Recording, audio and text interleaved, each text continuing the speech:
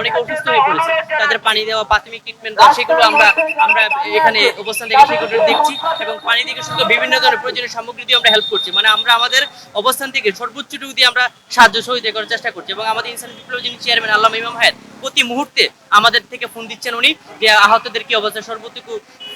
খোঁজখবর নিচ্ছেন, যাতে যে কোনো জরুরি পরিস্থিতি যেন আমরা ইনসানি বিপ্লবের যিনি চেয়ারম্যান আল্লামা ইমাম হায়াতকে জানিয়ে যথাযথ জরুরি ব্যবস্থা যেন গ্রহণ করি এবং তাদের পাশে যেন সবসময় থাকে। তাছাড়া আমরা রাজধানী আরও যে হসপিটালগুলোতে আমাদের ভলেন্টিয়ার টিম ইনসানি বিপ্লব স্টুডেন্ট ফ্রন্টের যে ভাই বোনরা আছেন তাদেরও আমরা খোঁজখবর নিচ্ছি এবং ওইখানেও যথাযথ তারা কাজ করতে পারছে কিনা, ওইখানে যারা অসুস্থ হয়েছে তাদেরও ট্রিটমেন্ট দেওয়ার সার্বিক ব্যবস্থা আমরা নিচ্ছি। এখানে অবস্থা খুবই মর্মাহত, কারণ আহতের যে সংখ্যা কিছুক্ষণ পর পরই বিভিন্ন হসপিটাল থেকে এখানে আহতরা ঢুকছেন। তো আমরা বিশ্ব চেয়ারম্যান আল্লামা ইমাম হায়াতের নির্দেশনায় আমরা সকাল থেকেই শুধুমাত্র বার্ন ইউনিটে না, আমরা প্রতিটা হসপিটাল অবস্থান করি এবং আহতদের জন্য যে ব্লাড এই পর্যন্ত, কারণ 24 ঘন্টার পর তাদের ব্লাডটা খুবই প্রয়োজন, কারণ যদি ব্লাডটা তৎক্ষণাৎ না হয় তাহলে তাদের যে স্বাভাবিক পর্যায়ে ফিরে আসাটা খুবই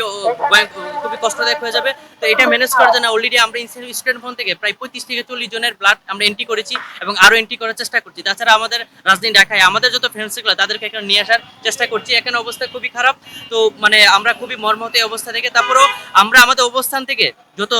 যতটুকু সম্ভব আপনার সর্বোচ্চটুকু দিয়ে সেবা দেওয়ার চেষ্টা করছি এবং তারপরেও যতটুকু